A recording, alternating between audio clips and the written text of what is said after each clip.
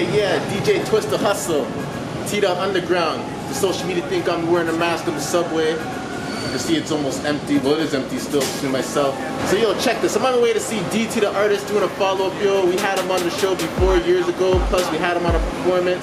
So I just want to check out how it was going with him, and I want to know more about like how COVID affected his travels out of the country and stuff like that. So check this out and keep it tuned, yo. Tdotunderground.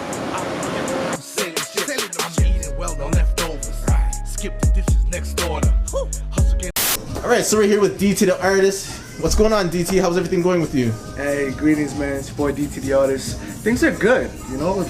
We are surviving COVID, out here working and just trying to keep our heads above water. That's how it is, man. Okay. So speaking of, you know, the COVID-19 situation, the shutdown, how was that for the performance? Because I know you were one of the artists that frequently leave Canada to go to other parts of the world and stuff like that, represent for Canada. So has that affected you in any way? Most definitely. All touring has stopped.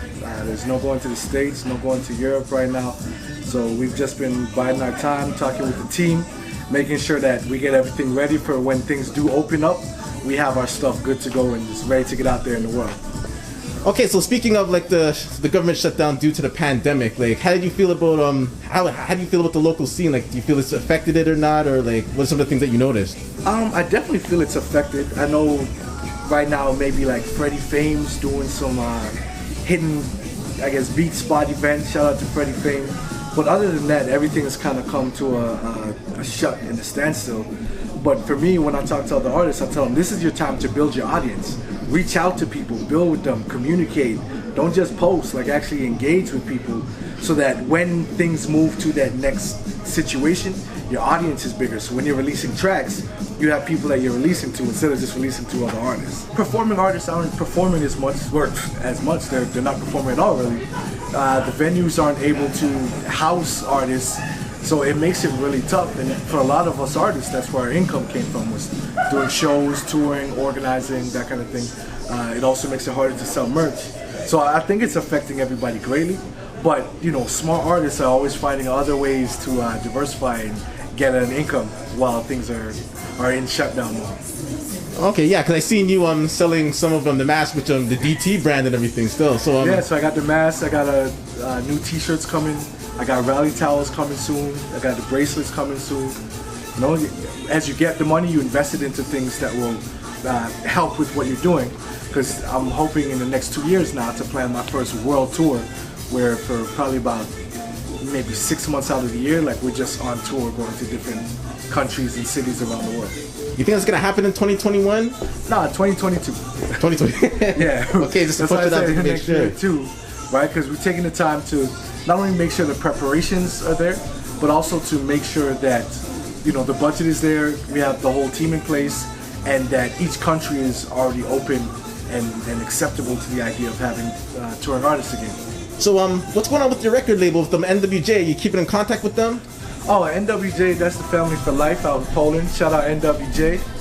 Ted, I see you. DJ Few. I was actually supposed to be on tour with them. It was the boss's birthday last week. I was supposed to do this big show, but because of COVID, I couldn't fly out.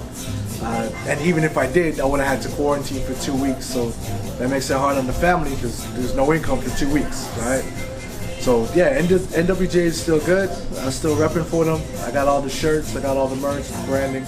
I still put the logo on my releases. So NWJ is good, I see you. Okay, speaking of releases, the last time I checked them, you did a feature with Chief Reckah. Yeah. We make it rain, Benjamin Franklin. We got no change, Benjamin Franklin. Big bills all in my pocket, fold them up in my wallet. I got the key to unlock it, I tip well if you drop it. So Benjamin Franklin's chief approached me and was like, hey, you know, I have an idea for this song. And I came up with a hook. And then he did the first verse, I did the second verse. And it came from there. We actually performed it in the States a few months ago before the lockdown. Got a really good feedback. So right now we're in the process of getting everything ready to shoot the music video. And of course, as Canadian artists, we're wondering how come you got the US cash, and of course that plays into the whole US thing you got going with your music and stuff like that. Seeing people try to do a lot of like American tracks with American money and stuff like that. But I guess as Canadians growing up in Toronto, like America is one of our biggest influencers. So I find a lot of people do try and go there. For me, doing something like Benjamin Franklin's and that kind of thing, you know, the U.S. is a big part of my life and my artist career. So it makes it easier to, you know, talk about the Benjamin Franklin's and that kind of thing. Just talk about, you know, spending big bills, that kind of stuff. Talk about the lifestyle and whatnot. So, when was the last time you went to the United States? Like, did you go like slightly before the shutdown, or was it been a while? The last time was March. I came back to Canada on March 15th because that was the date of the shutdown where it would be harder to get back. So I was actually in Las Vegas. I was, you know, going down to do negotiations for a different label deal, but that ended up falling through. So, you know, I'm still independent with NWJ and just building and that kind of thing. But yeah, Las Vegas was my last trip. Okay. So, yeah, speaking of Las Vegas and the States and everything, you had a tour manager recently that passed away. Yeah, so shout out to Paul Tutt. That was my manager, my big bro, my mentor. He was in Atlanta and he actually just passed not too long ago during the whole COVID time. So, you know, RIP, rest in power, big Paul Tutt. And shout out Coco Mika. She was actually Bigger Rankin's manager and Project Pat's manager, and she just died a couple weeks ago as well. Was this all COVID related or unrelated to COVID?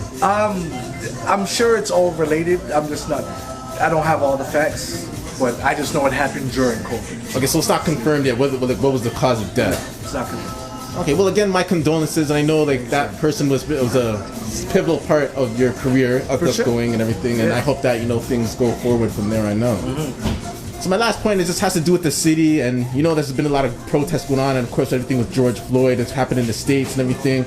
How do you feel about the Toronto scene as far as just the culture of them protesting, and as well as the similarities between Canada and the US as far as the struggles with racism, stuff like that? Do you feel like we're sort of off key? Do you feel we're on point? Like, how do you feel about some of the things that we're doing here in Toronto? It's been good to see a lot of the protests. I've seen a lot of children getting involved. There's been a lot of marches, Caribbean marches, Black people marches, ally marches, all of that. So it's really empowering to see. Now we're at a point where it's time to not only just march, but start getting to the tables where the decisions are made and start to sit in those positions, right? Instead of saying, hey, we want you to give us our freedom, it's, yeah, you know what, we're taking our freedom, and then we're also going to be the people who decide how things get done for us, instead of having other people decide what's good for us. All right, so we're here with D to the artist, you know, just catching up with them, seeing what's going on. You know, it's good that you're safe. I like to hear that, you know what I mean, you're still doing your thing during this pandemic shutdown and everything. Any final thoughts? First, shout out to Haka Energy Drink, one of my sponsors, Mass Toronto. They made me the face of Toronto. As well, shout out G Original Clothing. What up, G? Shout out to a lot of the artists I work with. Shout out Steel DC, Chief Reckah, Mr. 40H, Anna Zolo. Shout out AWOL. Shout out my producer, 416. Yeah, just all the people I rock with. I appreciate y'all. Rest in peace, Paul Tutt, man. See y'all. Hey, what up? This is your boy DT, the artist from Toronto, Canada, and I'm shouting out Tdotunderground. Keep it locked. Yeah, DJ Twist the Hustle. Another episode of Tdotunderground live in the bag. Thanks to D to the artist for showing us what's going on, you know what I mean? For more information, email me, or if you want to see me on Instagram or YouTube, check out the links below, you know what I mean? Have a good day and be safe, yo. DJ Twist the Hustle signing out.